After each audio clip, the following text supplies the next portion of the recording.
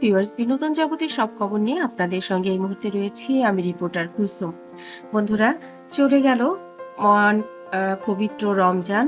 তারপর রমজানের পরে আমরা জানি যে আমাদের পবিত্র ঈদ এবং ঈদ উল ফিতরের পরপর অনেক আয়োজন, অনেক খাওয়া-দাওয়া, তারপর ধুমধাড়াক্কা ভাবে আসলো পহেলা বৈশাখ। এবারে পহেলা বৈশাখটা একদম ভিন্ন মাত্রায়, কারণ বরাবরই কিন্তু পহেলা বৈশাখ এসেছে একদমই রমজানের মধ্যে। যার কারণে এই পহেলা বৈশাখটা সেভাবে বাঙালি উদযাপন করতে পারেনি। কিন্তু এবার কিন্তু সারা বাংলাদেশ জুড়েই পহেলা বৈশাখ উদযাপন হয়েছে। তবে একটা ভিন্ন মাত্রার ভিন্ন রূপ দেখা গেছে, সেটা হচ্ছে ঢাকায় টিএসসিতে যেখানে বর্ষবরণ শুরু হয় চারুকলা থেকে, সেখানে কিন্তু এবার ওরকম ভাবে ভিড় ছিল না। মানুষ ইচ্ছে মতো মজা করতে পেরেছে। আমরা দেখেছি অনেকেই চারুকলায় ঘোষ কিংবা যে মঙ্গল শোভাযাত্রা হয় সেটার আয়োজন দেখতে চৈত্র সংক্রান্তিতে গিয়েছেন এবং তার পরদিনও পহেলা বৈশাখে প্রচুর মানুষ গিয়েছেন। কিন্তু প্রচুর বলতে সহনীয় পর্যায়ে সবাই ইচ্ছে মতো শান্তি মতো ঘুরতে পেরেছে এবং সবারই মুখে একটা তৃপ্তির ইচ্ছে ছিল যে এবারে বৈশাখে অনেক ভিড় ভাট্টা হয়নি, আমরা ইচ্ছে মতো ঘুরতে পেরেছি, ইচ্ছে মতো আসতে পেরেছি, মানে মেলায় যতটুকু থাকা উচিত ততটুকু। কিন্তু প্রতিবার যেটা হয় যে গায়ের সঙ্গে গা লাগিয়ে আসলে কিছুই দেখা যায় না। গরমে প্রচুর হাঁসফাঁস, একটা মানুষের সঙ্গে আরেকটা মানুষ লেগে যায়, সেখানে চিমটা চিমটি মারামারি, অনেক অপ্রীতিকর ঘটনাও ঘটে। কিন্তু এবারের বৈশাখটা আসলে খুবই চমৎকার ভাবে উদযাপন করা গেছে।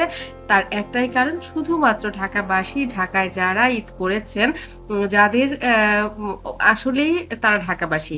আর বেশি হয়তোবা সেখানে 20% ছিল যারা দেশের বাইরে থাকেন, বাংলাদেশের বিভিন্ন যা ডিস্ট্রিক্টে থাকেন, যেতে পারেননি কোনো কারণবশত সেই মানুষগুলো। কিন্তু বাদবাকি 80% যারা ঢাকাবাসী শুধুমাত্র তারাই ছিল। যার জন্যেই এবার টেস্টটা ছিল অসম্ভব একদম যতটা সহনীয় পর্যায়ে থাকা যায় ততটা।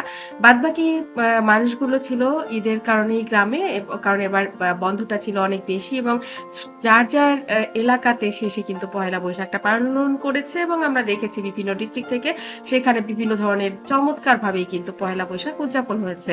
সেখানে তারা পরিবার নিয়ে, বাবা মা ভাই বোন যাদেরকে নিয়ে পহেলা বৈশাখ এর আগে কেউ উদযাপন করতে পারেনি, তারা কিন্তু সেটা করতে পেরেছে। তো এটা থেকে একটা চরম শিক্ষণীয় বিষয় ছিল চিত্রনায়িকা অপু বিশ্বাস যেটা জানালেন যে আমি এবার খুলনাতে ছিলাম এবং খুলনা খুলনা থেকে তারপর ব্রাহ্মণবাড়িয়ায় সবকিছু মিলিয়ে আমার কাছে বৈশাখটা মনে হয়েছে যে ডিস্ট্রিক্টে খুব ভালোভাবে এই বৈশাখ উদযাপন হয়েছে। আমি খুলনায় জামতলার মিষ্টি খেয়েছি এবং আমার খেয়ে মনে হয়েছে যে পরিবারের জন্য যদি বেশি বিষয়টা বানানো যায়, বিশেষ করে সাকিব মিষ্টি খেতে অনেক বেশি ভালোবাসে।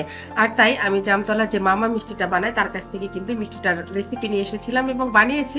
আমার মনে হয় যে একদম ওদের মতোই হয়েছে। সাকিব খেয়ে বলেছে দুর্দান্ত হয়েছে।